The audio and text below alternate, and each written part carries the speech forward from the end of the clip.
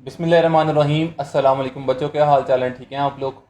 Last time जो है वो हमने यूनिट नंबर 10 डिस्कस किया था। यूनिट नंबर 10 हमारा कंप्लीट हो गया था। उसमें सारे टॉपिक्स डिस्कस हो गए थे और उसका टेस्ट भी आई होप कि आप लोगों का अच्छा हो गया होगा। आज हम जारी बात है यूनिट नंबर 11 डिस्कस करेंगे। यूनिट नंबर 11 जो है हमारे पास इलेक्ट्रोमैग्नेटिज्म का है। बड़ा ही इम्पोर्टेंट चैप्टर है और इसमें टॉपिक जो इंक्लूड किए गए हैं इम्पोर्टेंट इस हवाले से है कि अगर आप सोच रहे हैं कि नंबर ऑफ़ एमसीक्यूज़, तो नंबर ऑफ़ एमसीक्यूज़ तो खैर आप रहने दें। यहाँ पे मोस्टली डायग्राम वाले क्वेश्चन जो है वो आते हैं, इस हवाले से ही इम्पोर्टेंट है। और वो डायग्राम वाले क्वेश्चन करना जो है स्टूडेंट बड़ा उसको डिफ़िकल्ट सा फील कर रहे होते हैं। उसमें कॉन्सेप्ट कोई ज़्यादा लंबे चौड़े कॉन्सेप्ट नहीं है। बस उसकी आप लोगों की जो चैप्टर नंबर 2 था फर्स्ट ईयर के अंदर, उसी का हम कुछ मैं आप लोगों को कुछ बातें उसकी रिलेट करूँगा चैप्टर नंबर 2 से। तो इंशाअल्लाह आपको जो डायग्राम वाले क्वेश्चन है वो डिफ़िकल्ट नहीं लगेंगे। तो चलिए इसको स्टार्ट करते हैं। Unit number 11 electromagnetism.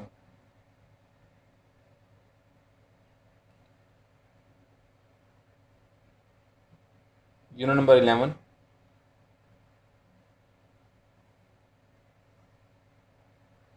इलेक्ट्रोमैग्नेटिज्म।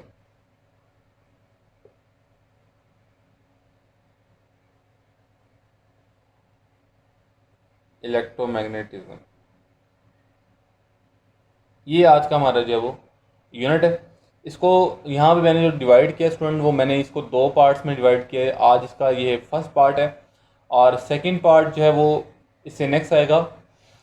यहाँ पे इलेक्ट्रोमैग्नेटिज्म को अगर स्टूडेंट्स हम पहले डिफाइन करें, what is mean by electromagnetism. Magnetism due to electricity. Magnetism due to electricity. Electricity mean moving charges.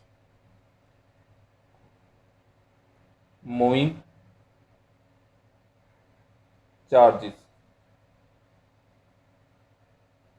जब चार्ज रेस्ट में था तो उसका सिर्फ इलेक्ट्रिक फील्ड था, लेकिन जब चार्ज मोशन में होता है उसकी प्रॉपर्टीज़ चेंज हो जाती हैं, उसमें मैग्नेटिक प्रॉपर्टीज़ भी आ जाती हैं। ये यहाँ पे हम डिस्कस करेंगे। इसको डिस्कस करने से पहले हम मैग्नेट की प्रॉपर्टीज़ या मैग्नेट क्या चीज़ है, हम इसको जो है वो डिस्कस करेंगे कि मैग्नेट क्या चीज़ है या मैग्नेटिज्म कह लें आप। मैग्नेटिज्म की प्रॉपर्टीज़। मैग्नेट जो है at first in ancient times Chinese जो है वो डायरेक्शन फाइंड आउट करने के लिए यूज़ करते थे। और उसके अलावा अगर हम इसकी हिस्ट्री बैकग्राउंड में जाएं तो हमारे पास मैग्नीसिया एक आइलैंड था नियर मलेशिया। वहाँ से एक स्टोन जो है वो डिस्कवर हुआ जो कि मोस्टली मेटल्स को अपनी तरफ अट्रैक्ट करता था। फर्स्ट प्रॉपर्टी आप कह लें, अट्रैक्ट्स मेटल्स। ये मेटल्स को जो है वो अपनी तरफ अट्रैक्ट करता था। फिर दूसरी प्रॉपर्टी हमने देखी, it has two poles. It has two poles, जिसमें आप कहते हैं नॉर्थ एंड साउथ। अब नॉर्थ और साउथ क्यों कहते हैं वो भी हम डिस्कस करेंगे इसके अंदर। नॉर्थ और साउथ इसलिए कहते हैं, हमारे पास जो ये मैग्नेट्स हैं,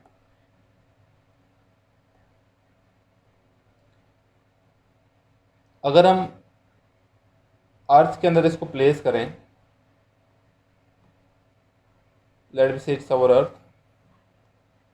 अर्थ की अगर हम डायरेक्शन देखें, east, west, north and south, तो जब हम इसके अंदर एक मैग्नेट प्लेस करते हैं स्टूडेंट्स, तो मैग्नेट प्लेस करने से वो मैग्नेट इट्सेल्फ अपने आप को नॉर्थ साउथ डायरेक्शन में ले आता है, खुद ब खुद ले आता है। ये इसकी प्रॉपर्टी है। When it's suspended freely, suspended freely magnet. और यहाँ पे मैग्नेट का याद रखें, मैग्नेट का साउथ पोल अर्थ के नॉर्थ पोल से कोइंसाइड करेगा और यहाँ पे नॉर्थ पोल ऑफ मैग्नेट अर्थ के साउथ पोल से कोइंसाइड करेगा। ये आप लोगों ने ये बात याद रखनी है। Number 3, it is impossible it is impossible to separate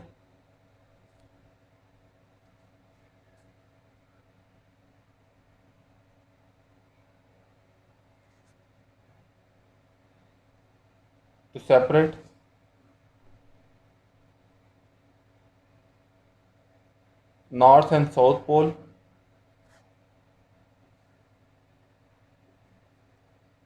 north and south pole. अगर हम नंबर 4 प्रॉपर्टी की बात करें, इसमें हम एक बार मैग्नेट को भी डिस्कस कर लेते हैं। एक हमारे पास बार की तरह होता है, तो नॉर्थ और ये साउथ। इसमें अगर मैग्नेटिक फील्ड लाइंस की बात करें हम, तो मैग्नेटिक फील्ड लाइंस स्टूडेंट हमें जो है वो दिखाई देती हैं कि वो नॉर्थ से जो है वो निकली हैं और साउथ में जो है वो इंटर हुई हैं। यहाँ बड़ी इंपॉर्टेंट बात इसी डायग्राम के अंदर है। देखिए हमारे पास ये मैग्नेटिक फील्ड लाइन मैंने यहाँ पे शो करवाई है आप लोगों को कि ये मैग्नेटिक फील्ड लाइन है। आप लोगों ने भी 9th 10th क्लास में पढ़ा हुआ कि मैग्नेटिक फील्ड लाइन नॉर्थ से जो है वो हमारे पास यहाँ से इमर्ज होती हैं और इंटर होती हैं साउथ के अंदर, लाइक दिस। यहाँ आप समझते हैं कि नॉर्थ से साउथ की तरफ डायरेक्शन है मैग्नेटिक फील्ड लाइंस की। लेकिन यहाँ पे अगर आप लोग ज़रा अटेंशन दें तो आपको magnetic field lines in this bar magnet are directed from south to north. तो ये आप लोगों ने खास ख्याल रखना है कि आपके पास एमसीक्यूज में पूछा क्या जा रहा है। अगर बार मैग्नेट के इनसाइड इलेक्ट्रिक फील्ड की डायरेक्शन पूछी जा रही है तो वो साउथ टू नॉर्थ होगी, और अगर आउटसाइड पूछी जा रही है तो वो आपके पास नॉर्थ टू साउथ होगी। और यहाँ पे एक बात याद रखें कि पोल्स, ये इसको बोलते हैं पोल, तो पोल्स के ऊपर मैग्नेटिक फील्ड स्ट्रेंथ जो है वो मैक्सिमम मैग्नेटिक फील्ड स्ट्रेंथ होती है, मैक्सिमम मैग्नेटिक फील्ड स्ट्रेंथ। और मिडल में जो है वो मिनिमम, या कह लें कि हमारे पास पोल के करॉस्पोंडिंगली मैग्नेटिक फील्ड यहाँ पे वीक होता है। ये इसका एक एक्सपेरिमेंटल टेस्ट है कि आप छोटे छोटे आयरन के पीसीज लें, उसको बार मैग्नेट के आप पास रखें, तो आप देखेंगे तो पोल्स के करीब जो है वो आयरन पीसीज जो है वो ज़्यादा होंगे और साइड्स पे जो है वो कम होंगे या मिडल्स में कम होंगे। तो ये इसका टेस्ट है। अब यहाँ पे हमारे पास जो है वो मैग्नेटिक फील्ड की हम बात कर रहे थे। मैग्नेटिक फील्ड जो है वो मैंने आपको डायग्राम में बता दिया कि यहाँ प्रॉपर्टीज़ के पोल पे जो है वो मैक्सिमम होता है और मिनिमम कहाँ पे होता है, मिडल में। और मैग्नेटिक फील्ड लाइंस जो हैं वो inside the bar magnet south to north होती हैं और outside the north to south होती हैं। ये बातें आपने याद रखनी है, सारी डायग्रामेटिकली मैंने बता दी। नंबर 5th में हमारे पास स्टूडेंट्स जो प्रॉपर्टी है, number 5th property,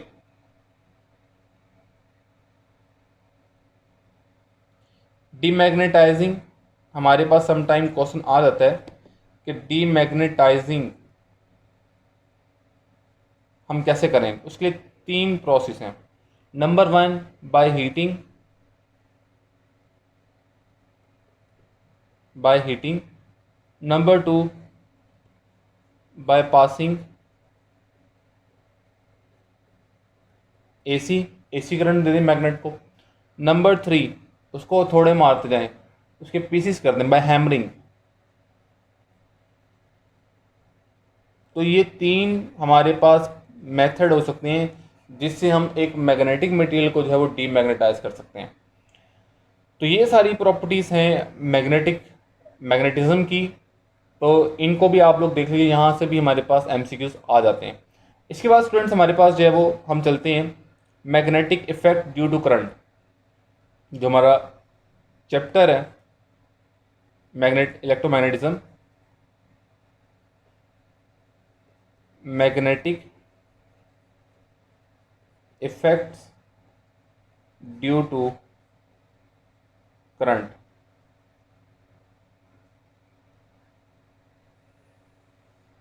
magnetic effect due to current was first discovered by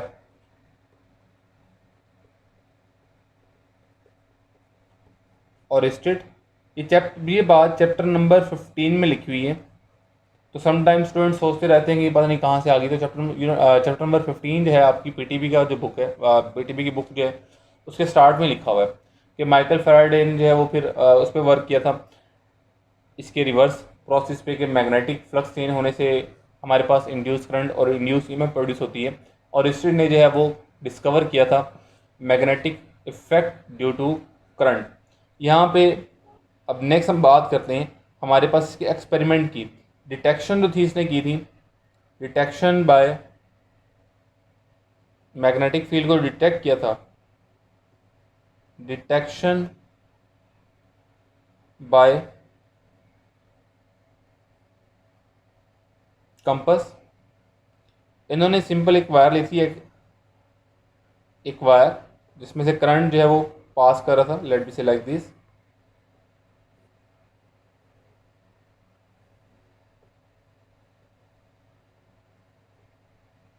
इसमें करंट जो है वो अपवर्ड फ्लो कर रहा था, जैसा आप देख सकते हैं यहाँ पे।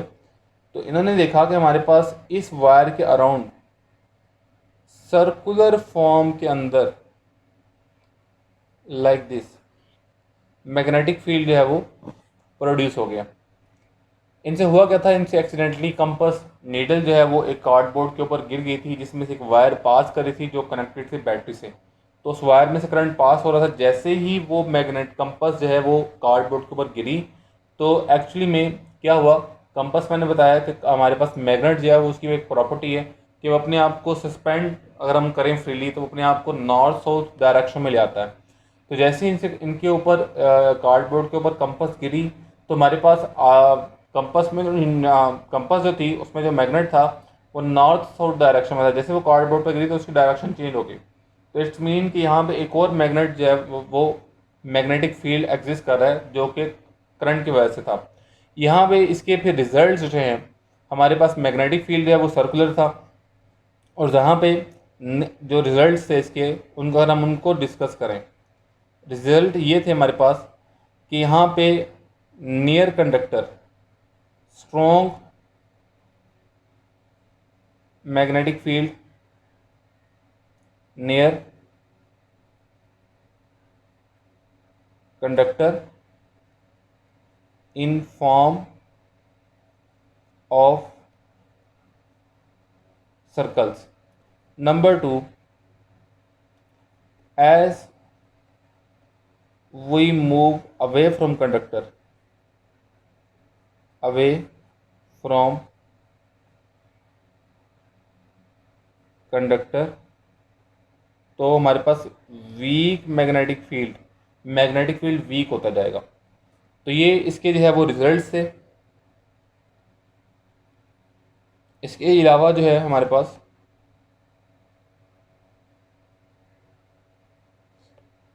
अगर हम बात करें यहाँ पे uniform and non uniform magnetic field की, uniform and non uniform magnetic field की, तो यूनिफॉर्म मैग्नेटिक फील्ड जो है that is independent of r,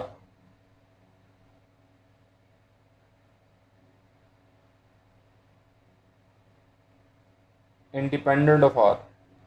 और नॉन यूनिफॉर्म फील्ड की बात करें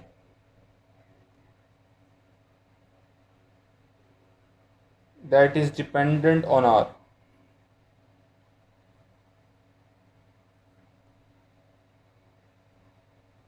are is the distance from the current carrying conductor. Calculation की बात करें, कैलकुलेशन जो इन्होंने की मैग्नेटिक फील्ड की,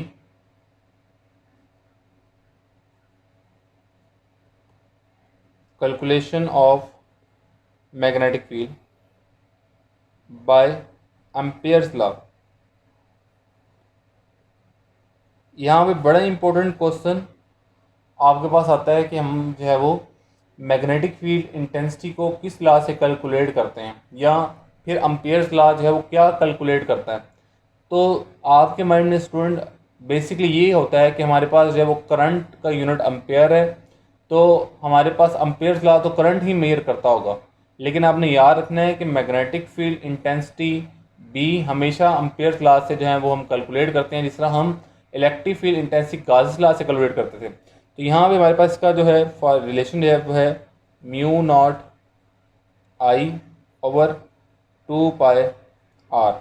अब अगर आप यहाँ पे देखें तो मैग्नेटिक फील्ड का यहाँ पे करंट के साथ जो है वो डायरेक्ट रिलेशन है, और डिस्टेंस के साथ जो है आर के साथ जो है that is inverse.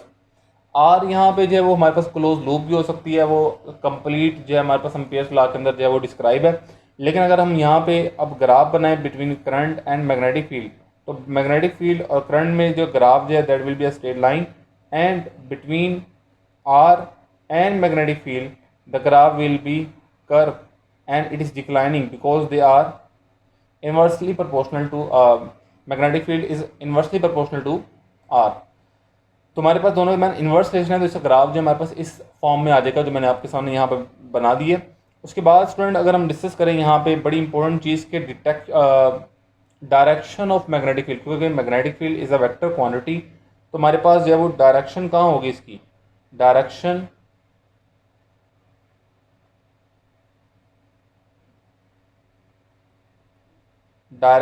Of magnetic field.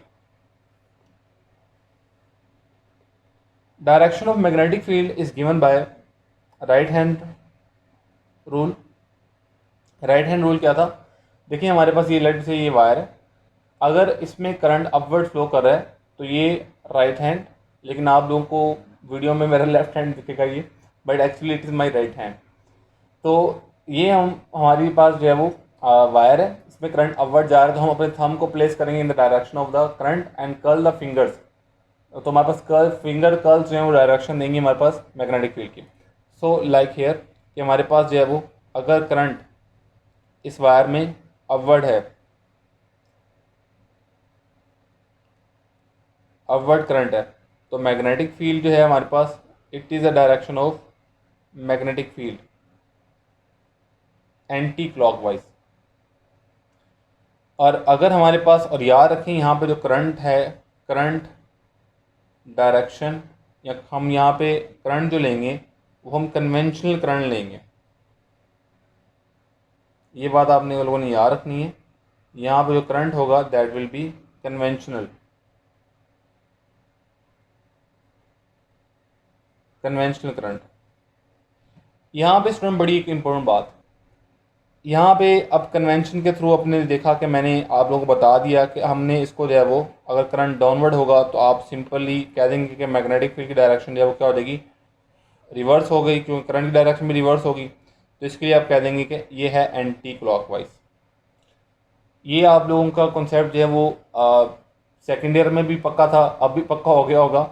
लेकिन आप लोगों ने MCQs इंटीडेस्क के अंदर देखा कि उन्होंने कहा कि जी हमने एक टॉप व्यू लिया, हमने ऊपर से देखा एक वायर को, तो ऊपर से देखा जब हमने, तो यहाँ पे लेट भी से मैं अब यहाँ पे आप लोगों को भी बना रहा हूँ, आप लोग भी मेरे लेक्चर में इन्वॉल्व हो जाए, आ जाए मेरे साथ ज़रा, मैं तो यहाँ पे लेक्चर दे ही रहा हूँ, आप लोगों को भी मैं साथ साथ यहाँ पे ड्रॉ कर देता हूँ। देखें let be say this is a wire and you are here observing from top of wire, you are taking top view of the wire, then the direction of magnetic field will be anti-parallel if the current is in upward direction in the wire। यहाँ पे कोई confusion नहीं है। But if हमारे पास जो है वो wire में करंट अभी भी अपवर्ड ही होगा, वायर में करंट अभी भी अपवर्ड ही होगा, बट नाउ अगर अब आप लोगों को मैं यहाँ पे नीचे वाली साइड पर ड्रॉ कर देता हूँ and you are taking the bottom view of the wire, अगर आप बॉटम व्यू से देख रहे हैं इसको लाइक दिस, तो अब मैग्नेटिक फील्ड कैसा होगा, अब मैग्नेटिक फील्ड जो है वो 180 डिग्री जो है वो रिवर्स हो जाएगा। मतलब अगर ये एंटी क्लॉकवाइज था तो यहाँ पे अब आप लोगों को क्लॉकवाइज दिखेगा। हाँ जी, हो गए ना थोड़े परेशान, इसमें परेशान होने वाली बात बिल्कुल भी नहीं है। बड़ी एक मोटिवेशनल पिक आप लोगों ने देखी होगी कि 2 पर्सन जो है जनाब खड़े हैं, तो लेट बी से कि एक कहता है कि जी ये जो है नंबर, ये नंबर जो है लेट बी से मैं यहाँ पर नंबर ड्रॉ कर रहा हूँ, ये है 6, और इधर वाला पर्सन क्या कहेगा, ये कितना है 9। Actually frame of reference reverse हो गया यहाँ पे। तो ये बात आप लोगों ने याद रखनी है कि MCQs में आपसे पूछा क्या जा रहा है टॉप व्यू या बॉटम व्यू, करंट की डायरेक्शन आपके माइंड में ये ना हो कि अपवर्ड है तो हमेशा करंट जो है वो एंटी क्लॉकवाइज ही हो, मैग्नेटिक फील्ड हमेशा क्लॉकवाइज ही होगा। तो आप लोगों ने इसको याद रखना है, टॉप व्यू और बॉटम व्यू पूछा जा रहा है तो फिर केसेस डिफरेंट हो जाएंगे। अगर जस्ट ये कहा गया कि हमारे पास वायर में करंट अपवर्ड है, magnetic field then will be anticlockwise. And same here, अगर हमारे पास ये कहा जाता है कि करंट में जो है वो वायर में करंट जो है वो डाउनवर्ड है and you are taking the top view of the wire, then the case will be same. The magnetic field be anti-clockwise or clockwise like this case.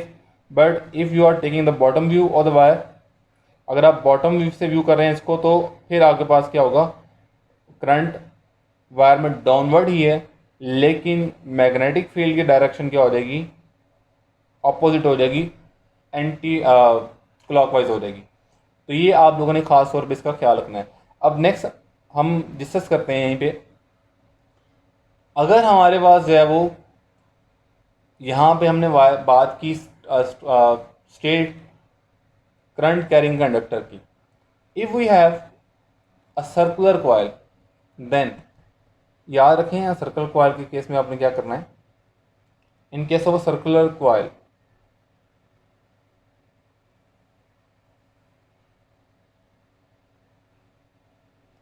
In case of circular coil अगर current आपके पास है anti clockwise, current कहाँ पे है, anti clockwise, एक coil आप ये वाली ले लें और एक कॉइल आप वो ले लें, ये कॉइल बड़ी अजीबोगरीब सी बन गई, इसको मैं दोबारा बनाता हूँ, लेट्स ट्राई अगेन। हाँ जी, एक कॉइल जो है वो दूसरी कॉइल ये वाली है, तो ये कुछ बेहतर है, इसमें करंट की डायरेक्शन जो है वो क्लॉकवाइज है लाइक दिस। अब इनका मैग्नेटिक फील्ड कैसा होगा, इनका मैग्नेटिक फील्ड पहले पढ़ने से पहले हमारे पास यहाँ पे याद रखें, ये हमारे पास जो है वो यहाँ पे 3 डायमेंशंस एट अ टाइम की एमसीक्यूज में डिस्कस हो रही होती हैं।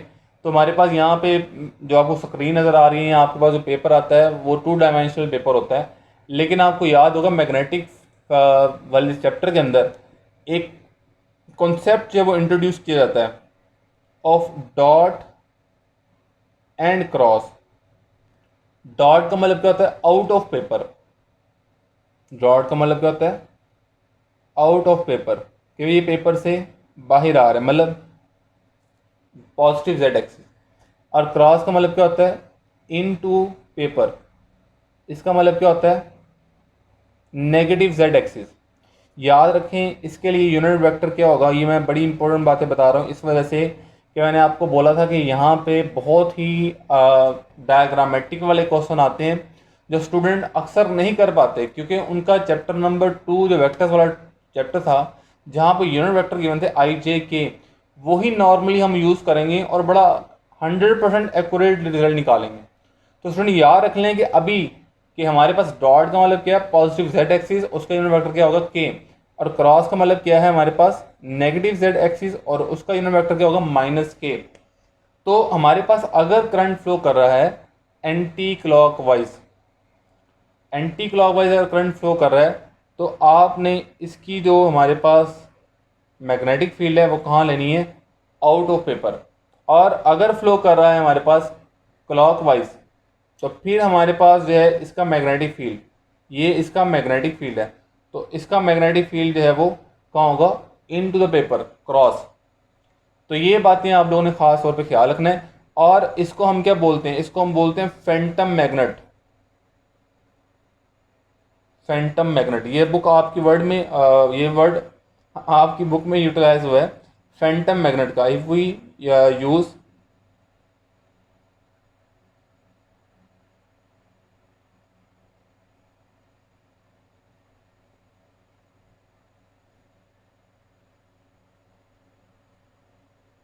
फैंटम मैग्नेट, तो ये बात आपने याद रखनी है। यहाँ पे एक और बात, ये जो आपको व्यू नज़र आ रहा था ये फ्रंट से नज़र आ रहा था, अगर आपको साइड व्यू दिया जाए कॉइल का, late be say like this in form of an ellipse,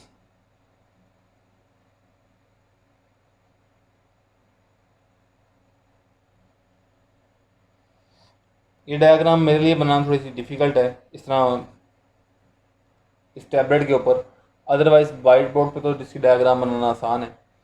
let's try another कि हमारे पास जब एक कॉइल है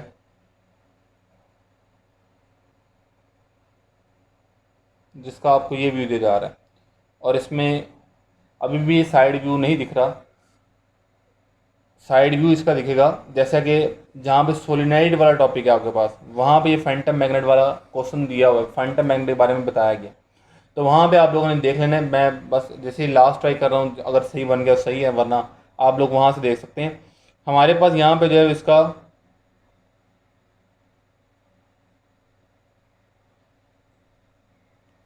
फैंटम मैग्नेट का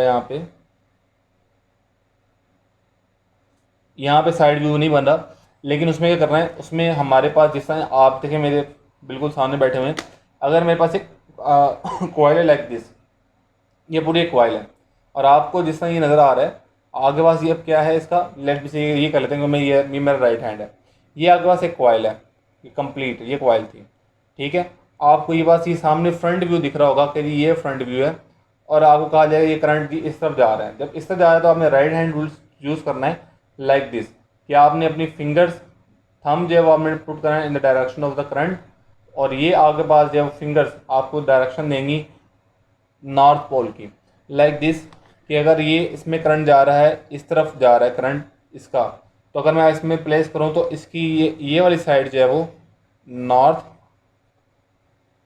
और ये वाली साइड जो है इसकी साउथ बनेगी। और इसी तरह से अगर हमारे पास जो है वो करंट लेट बी से कि इस तरफ जा रहा हो, इसके अपोजिट, तो फिर जो है वो क्या हो जाएगा, ये बन जाएगी साउथ और ये बन जाएगा नॉर्थ। ये फैंटम मैग्नेट का कॉन्सेप्ट सोलिनॉइड में दिया हुआ है। मैं बार बार आपको लोगों बोल रहा हूँ कि आप लोगों ने लाजमी वो वाला पेज देख लेना है, कि वो आपके पास जो है वो फ्रंट व्यू आ रहा है, सॉरी साइड व्यू आ रहा है, फ्रंट व्यू वाला तो मैंने आप लोगों को बता दिया। तो ये सारी बातें थी हमारे पास करंट कैरिंग कंडक्टर से, जो यहाँ पे डिस्कस हुई कि मैग्नेटिक फील्ड की डायरेक्शन क्या लेनी है। मैग्नेटिक फील्ड की डायरेक्शन बड़ी इंपॉर्टेंट चीज़ है यहाँ पे, और चैप्टर नंबर 15 जो यूनिट नंबर 12 बनता है एमडी कैट का, दोनों में बड़ी इंपॉर्टेंट है। और बहुत सारे स्टूडेंट जो है वो डायग्राम वाले क्वेश्चन इसलिए छोड़ देते हैं कि उनसे पहले ही सॉल्व नहीं हो रहे होते, वो सेकेंड ईयर से इसको बड़ा डिफिकल्ट ले रहे होते हैं। तो मैं आप लोगों को बार बार ये गाइड कर रहा हूँ कि आई जे के का वेक्टर का यूनिट वेक्टर का कॉन्सेप्ट अपने माइंड में रखें, और ये जो राइट हैंड रूल है कि स्ट्रेट कैरिंग कंडक्टर वायर से और हमारे पास सर्कुलर कॉइल वायर से। एक मैं और आपको डायग्राम बता दूं कि आप देखें, लेट बी से कि हमें जो है वो चैप्टर नंबर 15 के अंदर हमने जाना है। चैप्टर नंबर 15 के अंदर हमने जो है वो लेंजिस लॉ से ही हम जो है वो इंड्यूस करंट की डायरेक्शन लेते हैं, लेकिन हम यहाँ से भी कैलकुलेट कर सकते हैं। देखिए कैसे, अगर हमारे पास एक ये कॉइल दी गई है, अगर हमें ये कॉइल दी गई है और हम, आपको पता है कि इस मैग्नेट को इस तरफ लेके जाते हैं, तो हमारे पास इस कॉइल का ये वाला एंड जो एक्ट करेगा as a north by Lenz's law, तो ये नॉर्थ और ये साउथ। अब ये वाला नॉर्थ बन गया, तो कॉइल में हमारे पास करंट की डायरेक्शन क्या होगी, लाइक दिस होगी, इस तरह से करंट की डायरेक्शन होगी, जो ये वाला केस बन जाएगा। तो खैर हम इसको डिटेल से जाके चैप्टर नंबर यूनिट नंबर 12 के अंदर भी डिस्कस करेंगे, लेकिन यहाँ पे सर्कल कॉइल से ये कॉन्सेप्ट क्लियर करना बहुत ज़रूरी था।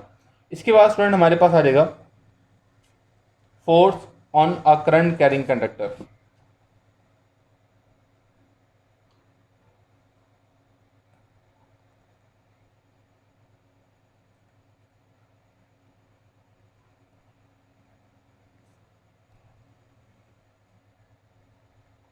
Force on a current carrying conductor.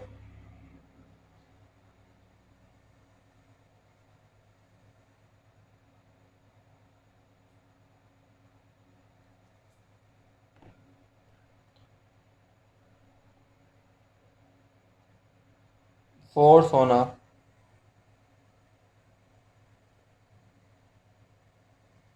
Current carrying conductor. हमें यहाँ पे कोई डेरिवेशन नहीं चाहिए, सिंपल इसका जो रिलेशन है F is equal to I L cross B, और F is equal to I L B sine theta n unit vector. यहाँ पे आप याद रखेंगे कि ये वाली जो फोर्स है, it is perpendicular, force is perpendicular to length of conductor, force is perpendicular to the magnetic field and force is parallel to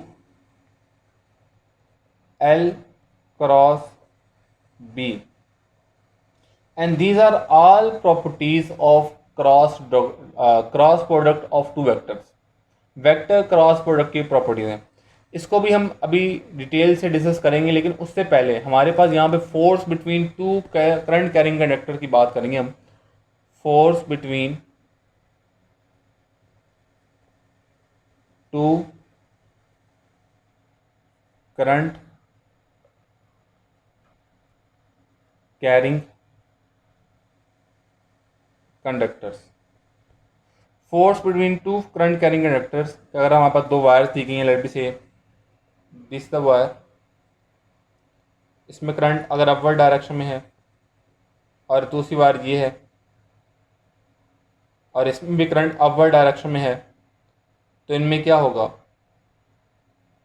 इनमें ये होगा, अगर हम इनका मैग्नेटिक फील्ड मैं अगर यहाँ पर ड्रॉ करूँ तो इनका मैग्नेटिक फील्ड इस तरह से होगा कुछ, इसका भी ऐसे मैग्नेटिक फील्ड बनेगा और यहाँ पे इसका मैग्नेटिक फील्ड बनेगा एंटी क्लॉकवाइज। तो अगर आप यहाँ पे देखें, यहाँ पे दोनों की डायरेक्शन अपोजिट है, तो यहाँ पे वीक मैग्नेटिक फील्ड होगा और साइड्स पे क्या होगा, स्ट्रॉन्ग मैग्नेटिक फील्ड होगा। ये स्ट्रॉन्ग मैग्नेटिक फील्ड क्या करेगा, इन दोनों में अट्रैक्शन प्रोड्यूस करेगा,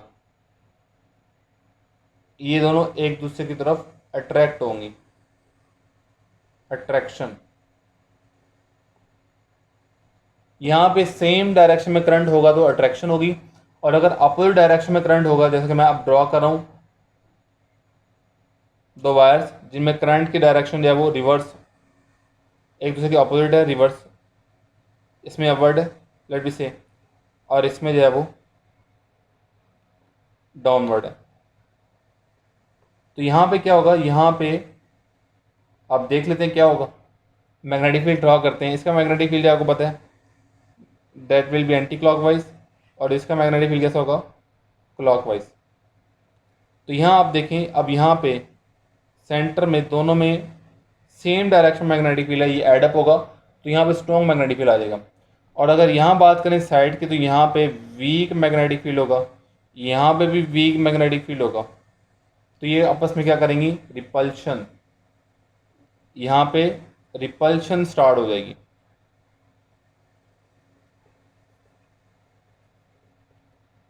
रिपल्शन, यहाँ तक तो बात ठीक है, रिपल्शन आ गया, अब आप लोगों के माइंड में भी आ गया, लेकिन हमारे पास अगर in form of three wires जो है वो आ जाए, क्वेश्चन आ जाए कि थ्री वायर्स हमारे पास, let be say like this, एक वायर ये दी हुई है, this is let be you can say that this is A and this is wire B, ये तीन वायर्स दी गई हैं आपको, इसमें करंट आप कह लेंगे डाउनवर्ड है, ए बी सी। और आपसे पूछा जाए बताएं जी बी वायर के ऊपर नेट फोर्स किस तरफ जो है वो होगी, तो आप लोग यहाँ से देखें कि हमारे पास इसके ऊपर अगर हम बी के ऊपर नेट फोर्स को देखें, तो ये वाली वायर जो है ये क्या कर रही है, इसको अपनी तरफ से रिपेल कर रही है, इन दोनों में करंट जो है वो क्या है, अपोजिट डायरेक्शन में, ए और बी में। तो ए की फोर्स जो होगी वो इसको, ये ए की वजह से इसको जो फोर्स लगी वो क्या होगी, रिपल्शन की, एफ ए की वजह से, मैं इसको एफ ए से नोट कर रहा हूँ, और एफ सी की जो होगी वो अट्रैक्शन की होगी, तो ये एफ सी, तो ये सी की तरफ अट्रैक्ट होगा।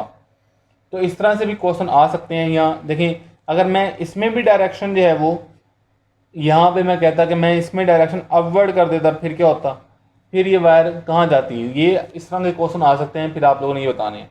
यहाँ पे एक और नेक्स्ट लेवल का क्वेश्चन ये है कि अगर आपके पास जो है वो ये आ जाए कि हमारे पास करंट की वैल्यू भी दे दी जाए कि इसमें करंट है 2 एम्पेयर, इसमें करंट है 3 एम्पेयर और इसमें करंट है 4 एम्पेयर, तो बताएं किसकी फोर्स इसके ऊपर ज़्यादा लग रही है। तो याद रखें, जब भी हम वायर्स प्लेस करेंगे, जो हमने ऊपर फार्मूला मैंने आपको अभी लिखवाया, F is equal to I L B, यहाँ से अगर हम बी की वैल्यू पुट करें तो हमारे पास करंट जो है, लेट बी से बी का करंट है I2 और सी का करंट है I3, एल तो यहाँ हमारे पास बी की value mu naught I3/2 r, तो फोर्स जो है that here from that is directly proportional to I2 into I3।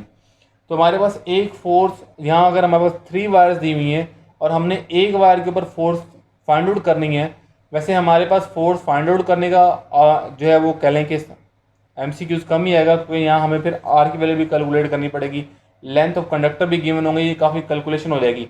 लेकिन मोस्टली हमसे क्वेश्चन ये पूछा जाता है कि हमारे पास किस कंडक्टर की वजह से फोर्स ज़्यादा लग रही है यहाँ पे, यानी कि हमारे पास जो है वो फोर्स किसकी ज़्यादा है। तो ये देखें हमारे पास फोर्स जो है that is directly proportional to the product of the currents. तो हमारे पास जो है वो फोर्स सी जो है वो बड़ी होगी, कितनी बड़ी होगी, 4 × 3 12। तो यहाँ पे 12 आएगा, और फोर्स ए की वजह से जो होगी वो 2 × 3 6, ये 6 होगी। तो हमारे पास सी की वजह से जो फोर्स है वो 2 टाइम ग्रेटर है as compare to the force exerted by the A. यहाँ आप यही भी कह सकते हैं F C is equal to 2FA from here. तो स्टूडेंट ये भी सारे MCQs हैं जो मैंने आपके सामने यहाँ पे डिस्कस किए कि force between 2 straight wires carrying current in same direction and opposite direction and combination of their same. Like अब यहाँ पे अगर हम डिस्कस करें स्टूडेंट, तो हमारे पास जो फैंटम मैग्नेट की बात की गई थी, ये भी सोलेनॉइड वाले टॉपिक में गिवन है कि अगर हमारे पास फैंटम मैग्नेट की अगर बात की जाए, अगर हम दो करंट कैरिंग कॉइल्स जिनमें करंट की डायरेक्शन जो है वो सेम है, अगर हम इनको क्लोज लेके आते हैं तो देखिए हमारे पास फिर इनके दरमियान क्या होगा। हमारे पास आपको पता है कि नॉर्थ और नॉर्थ जो है वो एक दूसरे को रिपेल करते हैं, साउथ और साउथ एक दूसरे को रिपेल करते हैं, नॉर्थ साउथ एक दूसरे को अट्रैक्ट करते हैं। अच्छा, ये बात मुझे प्रॉपर्टीज़ के अंदर बतानी चाहिए थी लेकिन वहाँ पे मिस हो गई, लेकिन ये बड़ी सिंपल सी बात है। अब देखें हमारे पास अगर ये दो हमारे पास कॉइल्स हैं, अब इसमें करंट जो है वो इस तरह से अगर आप देखेंगे राइट हैंड रूल से, तो हमारे पास इसमें जो है वो इस साइड पे क्या बनेगा, नॉर्थ, और इस कॉइल पे क्या बनेगा, साउथ। और अगर हम यहाँ देखें तो यहाँ क्या बनेगा, यहाँ बनेगा नॉर्थ, और यहाँ क्या बनेगा, साउथ। तो इनके सेंटर में अगर आप देखें तो सेंटर में आपके पास यहाँ पे स्टूडेंट्स अब क्या हो रही है, यहाँ पे हेयर आप देख सकते हैं कि यहाँ पे अट्रैक्शन हो रही है, साउथ एंड नॉर्थ ये एक दूसरे को अट्रैक्ट करेंगे। तो ये स्टूडेंट सारी बातें थी इनसे रिलेटेड।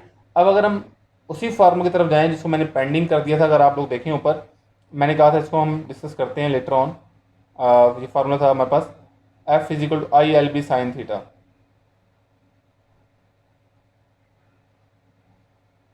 हाँ जी, ये वाला फार्मूला था जिसको मैंने कहा था कि हम इसको लेटर ऑन डिस्कस करते हैं सारा। यहाँ पे साइन थीटा और मैग्नेटिक फील्ड इंटेंसिटी B। अब इसी फार्मूले को मैं जो है वो नीचे ब्रीफ करने लगा हूँ कि इसमें क्या क्या चीज़ें हैं हमारे पास हैं। पहले तो देखें हमारे पास F = ILB sin theta, it is the magnitude of the magnetic force. यहाँ पे अगर कोई कंडक्टर लेट बी से कि हमारे पास मैग्नेटिक फील्ड ये वाला है और हमारे पास कंडक्टर जो है वो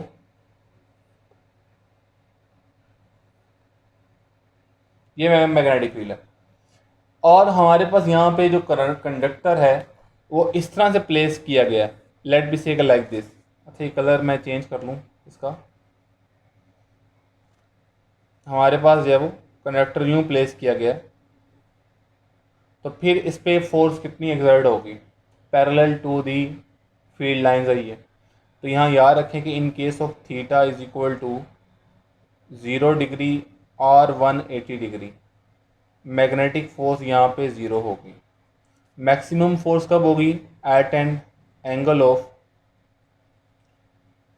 90 degree, theta is equal to 90 degree. Force maximum का हाफ किस एंगल पे होगी, theta is equal to 30 degree पे। आपको यहाँ पे साइन की सारी वैल्यूज़ याद होनी चाहिए। साइन 30 डिग्री जो है, sine 30 degree that is equal to 1/2। तो ये सारी चीज़ें स्टूडेंट आप लोगों को याद होनी चाहिए यहाँ पे। और जो मैंने बात की डायरेक्शन वाली ऊपर के फोर्स की डायरेक्शन, देखें हमारे पास जो हमारे पास बुक में डायग्राम गिवन है, मैं वही डायग्राम से यहाँ पे आपको फोर्स की देखें। मैग्नेटिक फील्ड हमारे पास गिवन है अपवर्ड, मैग्नेटिक फील्ड कहाँ गिवन है, अपवर्ड। ये मैग्नेटिक फील्ड गिवन था बुक के अंदर, और हमें कहा गया था कि एक वायर जो है वो यहाँ पड़ी हुई है, जो कि वायर इस तरह थी, इसमें करंट जो है वो इस तरफ जा रहा था, अंदर की तरफ जा रहा था करंट। यहाँ मैंने आपको बोला था कि मैं आप लोगों को बताऊंगा कि हमने यहाँ पे वेक्टर यूनिट वेक्टर्स का यूज़ किस तरह से करना है। ये बड़ी इंपॉर्टेंट बात मैं आप लोगों को बताने लगा हूँ, और ये force on a moving charge में भी वैलिड है। देखें यहाँ पे स्टूडेंट आपके पास मैग्नेटिक फील्ड की यहाँ पे जो डायरेक्शन है वो किसके लॉन्ग है, it is equal to J. Current है अंदर की तरफ, it is equal to minus K. अब आपने फोर्स की डायरेक्शन निकालनी है। अगर आप लोगों को याद हो वो सर्कल जो क्रॉस प्रोडक्ट में था, आई जे और K, I cross J is equal to K, याद आया? J cross K is equal to I, J cross K is equal to I and K cross I is equal to J. Student ये वाले जो concept है मैं इनकी बात कर रहा था कि अगर ये आप लोगों को क्लियर हो जाए ना तो आपके सारे डायग्राम वाले क्वेश्चन, चाहे वो 14 चैप्टर में से हैं, यूनिट 11 से हैं, या चैप्टर 15 यूनिट नंबर 12 से हैं, सारे के सारे यूँ हो जाएंगे। इसकी हम फोर्स ऑन मूविंग चार्ज में भी एग्जांपल करेंगे। यहाँ पे भी अगर देखें कि अगर हमने इसके ऊपर फोर्स बतानी तो कैसे बताएंगे।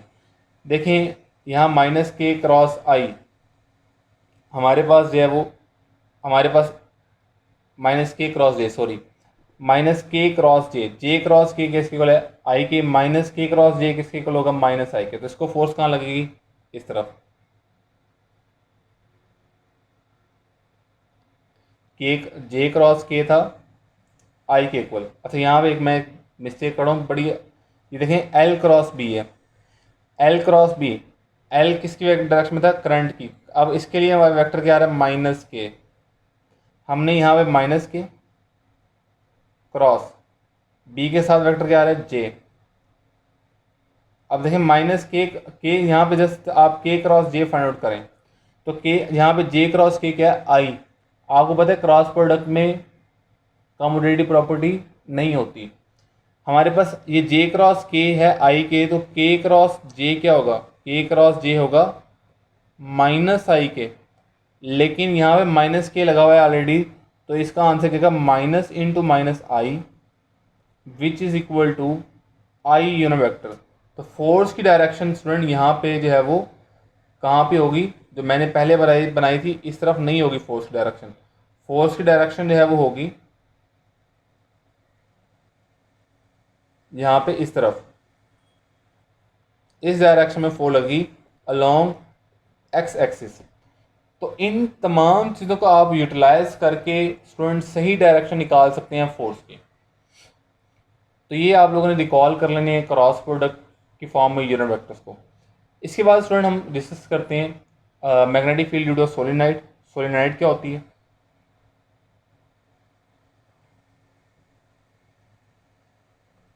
Magnetic field due to solenoid,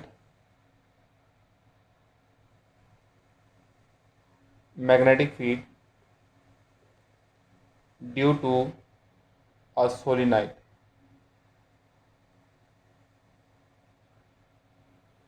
first of all what is mean by solenoid,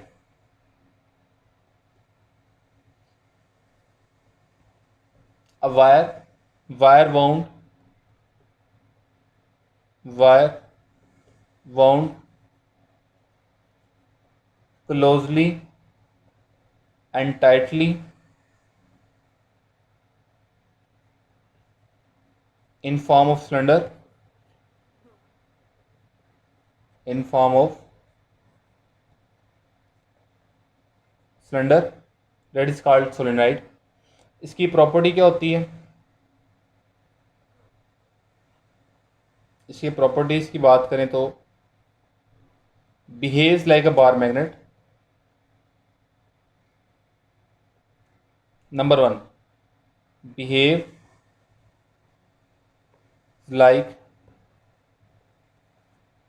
bar magnet.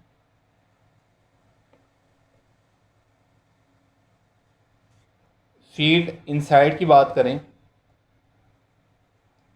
Field inside की बात करें, close lines, straight,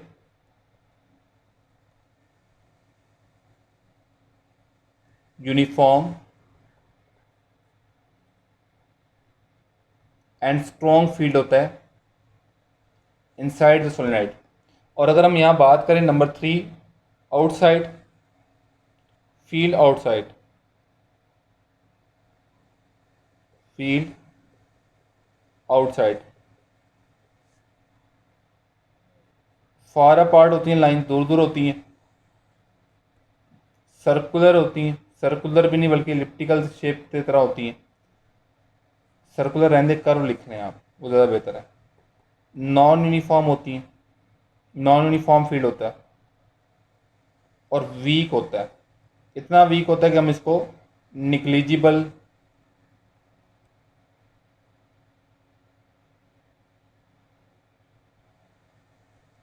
negligible field होता है।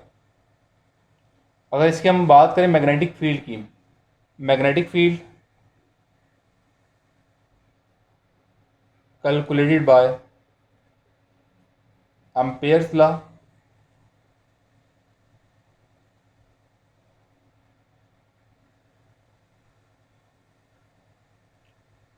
B is equal to mu naught n I, where n is small n is number of turns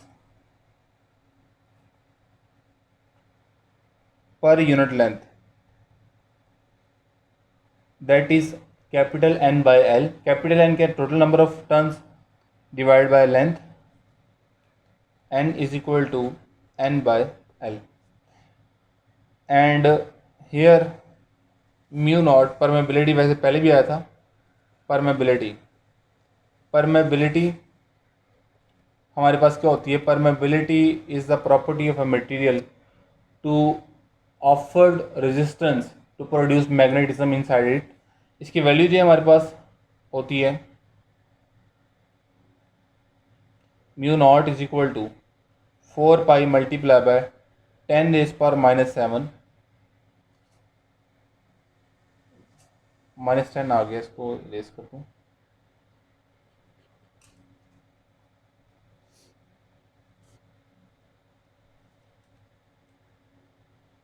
4 pi multiply bye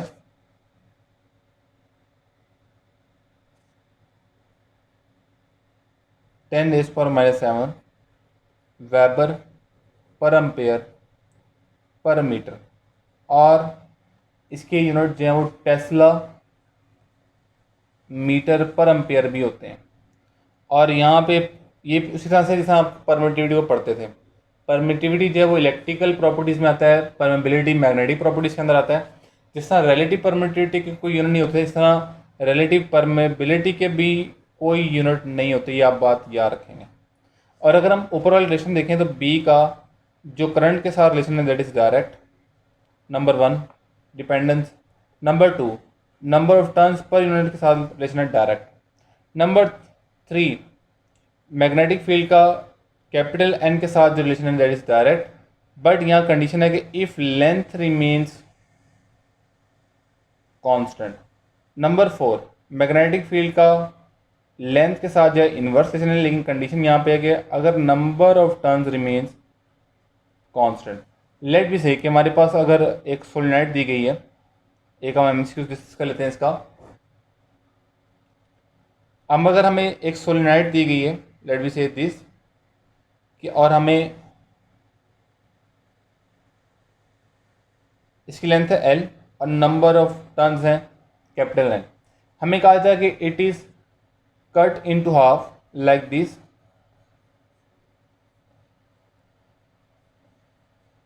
हमने इसको half में cut कर दिया। अब देखिए यहाँ पे लेंथ हाफ हुई है तो नंबर ऑफ टर्न्स भी हाफ हो गए हैं। पहले देखें 1 2 3 4 5 6 7 8, अब यहाँ 4 हो गए हैं। तो अब हमारे पास जो है वो यहाँ पे मैग्नेटिक फील्ड पे क्या इफेक्ट पड़ेगा? लेंथ यहाँ पे चेंज हुई है तो नंबर ऑफ टर्न्स भी चेंज हो गए हैं। तो यहाँ मैग्नेटिक फील्ड इंटेंसिटी पे कोई इफेक्ट नहीं पड़ेगा। यहाँ पे भी बी होगी, यहाँ इसकी भी बी होगी और इस पार्ट की भी बी ही होगी। तो ये सारी चीज़ें स्टूडेंट इस तरह से हमारे पास जो है वो आ सकती हैं सोलेनोइड से रिलेटेड। अच्छा हाँ, यहाँ पे अगर हम कोई सॉफ्ट आयरन कोर प्लेस करते हैं फिर क्या होगा?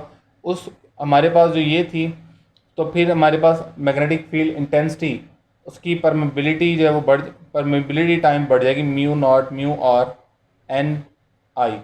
और जिस रिलेटिव परमेबिलिटी ग्रेटर देन 1, यहाँ पे परमेबिलिटी ग्रेटर देन 1 ये मीडियम में है। तो याद रखें B medium is greater than B vacuum. तो स्टूडेंट ये था आज का सारा लेक्चर जो हमने डिस्कस किया इलेक्ट्रोमैग्नेटिज्म से लेके सोलेनॉइड तक। आई होप कि यहाँ तक आप लोगों को सारी बातें समझ आ गई होंगी। अगर कोई आप लोगों का पॉइंट हो तो आप लोग मुझसे पूछ सकते हैं कमेंट सेक्शन के अंदर। इंशाल्लाह मैं आप लोगों को ज़रूर उसका आंसर दूंगा। थैंक यू सो मच, अपना ख्याल रखें। अल्लाह हाफिज़।